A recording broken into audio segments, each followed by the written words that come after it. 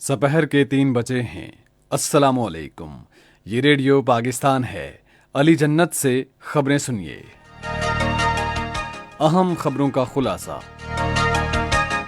مسلمان ملکوں اور اداروں نے بھارت کی حکمران جماعت کے سینئر حکام کی طرف سے حضرت محمد صلی اللہ علیہ وآلہ وسلم خاتم النبیین کی شان میں گستاخانہ بیان کی شدید مذمت اور سخت احتجاج کیا ہے۔ وزیر اعظم نے کہا ہے کہ پاکستان جاپان کے ساتھ مختلف شعبوں میں اپنے دو طرفہ تعلقات بڑھانے کے لیے پرعزم ہے۔ منصوبہ بندی کے وزیر نے کہا ہے کہ عوام کو درپیش مسائل کے حل کے لیے اقدامات کیے جا رہے ہیں۔ حج پروازوں کا سلسلہ آج صبح اسلام آباد اور لاہور سے شروع ہو گیا۔ بھارت کے غیر قانونی زیر قبضہ جموں کشمیر میں کل جماعتی حریت کانفرنس کے سینئر رہنما محمد مصدق عادل آج سوپور میں انتقال کر گئے۔ اور جنوبی کوریا اور امریکہ نے شمالی کوریا کی جانب سے کیے گئے ہتھیاروں کے تجربات کے جواب میں آج 8 بیلسٹک میزائل داغے ہیں۔ اور اب خبریں تفصیل کے ساتھ۔ بھارتی ناظم الامور کو دفتر خارجہ طلب کیا گیا ہے اور حضرت محمد صلی اللہ علیہ وآلہ وسلم خاتم النبیین کے بارے میں بھارت کی حکمران جماعت بھارتیہ جنتا پارٹی کے 2 سینئر عہدیداروں کی طرف سے انتہائی توہین آمیز بیانات کو 2 ٹوک الفاظ میں مسترد اور ان کی سخت مذمت کی گئی ہے۔ دفتر خارجہ کے مطابق انہیں بتایا گیا ہے کہ یہ بیانات مکمل طور پر ناقابل قبول ہیں اور ان سے نہ صرف پاکستان بلکہ دنیا بھر کے مسلمانوں کے جذبات بری طرح مجروح ہوئے ہیں۔ بھارتی سفارتکار کو بتایا گیا ہے کہ پاکستان بھارتیہ جنتا پارٹی کی حکومت کی طرف سے ان عہدیداروں کے خلاف تاخیری اور برائے نام انضباطی کارروائیوں کی مذمت کرتا ہے جن سے مسلمانوں کو پہنچنے والے دلی صدمے کا ازالہ نہیں ہو سکتا۔ ان کو یہ بھی بتایا گیا کہ پاکستان کو بھارت میں مسلمانوں کے خلاف بڑھتے ہوئے نسلی تشدد اور نفرت میں خطرناک اضافے پر گہری تشویش ہے۔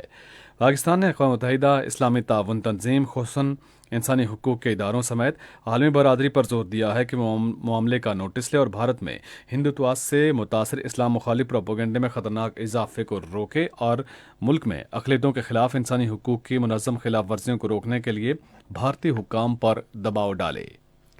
مسلمان ملکوں اور اداروں نے بھارت کی حکمران جماعت کے سینئر حکام کی طرف سے حضرت محمد صلی اللہ علیہ وآلہ وسلم خاتم النبیین کی شان میں گستاخانہ بیان کی شدید مذمت اور سخت احتجاج کیا ہے۔ سعودی عرب نے اس بیان کو توہین آمیز قرار دیتے ہوئے عقائد اور مذاہب کے احترام پر زور دیا۔ قطر نے بھارتی سفیر کو اپنی وزارت خارجہ طلب کیا اور توہین آمیز بیان پر بھارت سے کھلے عام معافی مانگنے کا مطالبہ کیا۔ کویت نے بھی بھارتی سفیر کو طلب کیا اور خلیج میں سوشل میڈیا پر بھارتی مصنوعات کی بڑے پیمانے پر بائیکاٹ کی اپیل کی۔ ایران نے بھی تہران میں بھارت کے سفیر کو وزارت خارجہ طلب کیا اور توہین آمیز بیانات پر سخت احتجاج کیا۔ اسلامی تعاون تنظیم نے کہا ہے کہ یہ بیانات بھارت میں اسلام کے خلاف بڑھتی ہوئی نفرت کے تناظر میں سامنے آیا۔ خلیج تعاون کونسل کے سیکرٹری جنرل نے بھی بھارتی حکام کے بیانات کی مذمت کے لیے ایک بیان جاری کیا ہے۔ وزیر اطلاعات و نشریات مریم اورنگزیب نے بھارتیہ جنتا پارٹی کے رہنما کی جانب سے حضرت محمد صلی اللہ علیہ وآلہ وسلم خاتم النبیین کی شان میں گستاخانہ بیان دینے کی سخت مذمت کی ہے۔ آج ایک بیان میں انہوں نے کہا کہ بی جے پی کے رہنماؤں کا بیان پارٹی کی انتہا پسندانہ سوچ کا ایک اور ثبوت ہے۔ مریم اورنگزیب نے کہا کہ بھارت اقلیتوں خصوصاً مسلمانوں کے بنیادی حقوق، ان کے مذہبی آزادی اور بنیادی انسانی حقوق کی خلاف ورزی کا مرتکب ہو رہا ہے۔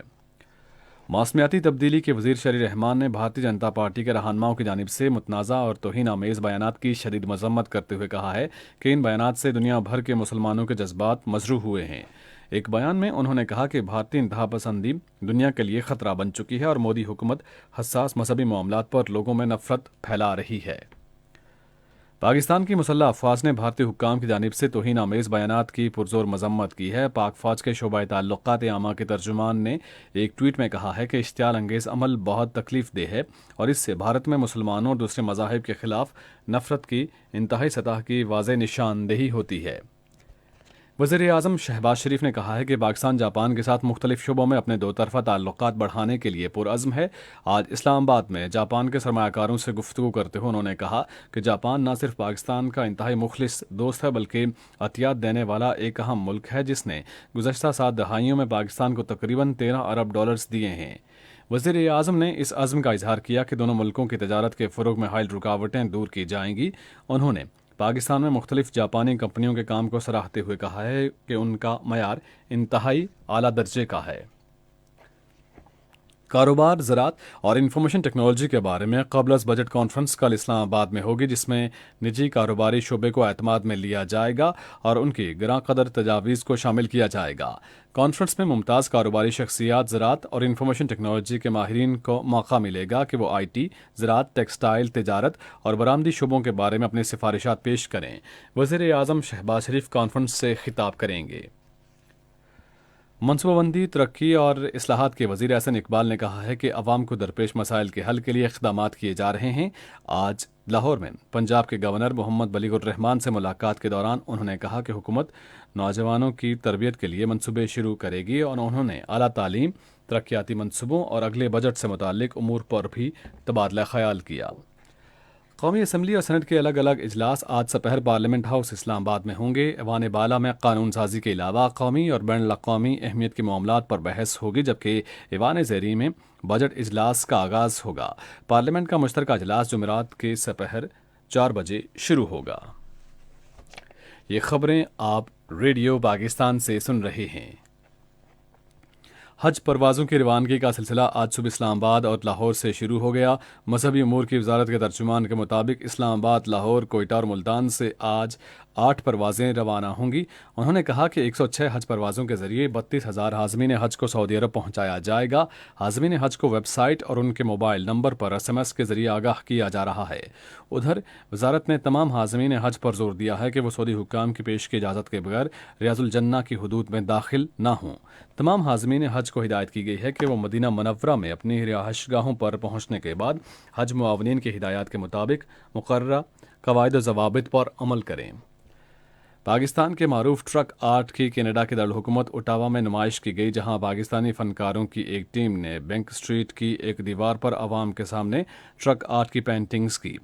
بیرون ملک مقیم پاکستانی برادری کے اراکین، کینیڈین حکومت کے حکام اور سینئر نمائندوں اور زندگی کے تمام شعبوں سے تعلق رکھنے والے لوگوں نے پاکستانی ٹرک آرٹ کی نمائش دیکھی۔ پاکستان کے ہائی کمشنر ظہیر جانجوا، اوٹاوا کے میئر، سٹی کونسلر اور دوسرے حکام بھی اس موقع پر موجود تھے۔ نمائش کا اہتمام پاکستان اور کینیڈا کے درمیان سفارتی تعلقات کے قیام کے 75 سال مکمل ہونے کے موقع پر کیا گیا تھا۔ اس موقع پر پاکستانی ہائی کمیشن نے کہا کہ کینیڈا کے ساتھ پاکستان کے گہرے اور دوستانہ تعلقات ہیں اور اس ثقافتی نمائش ہماری دوستی کا مظہر ہے۔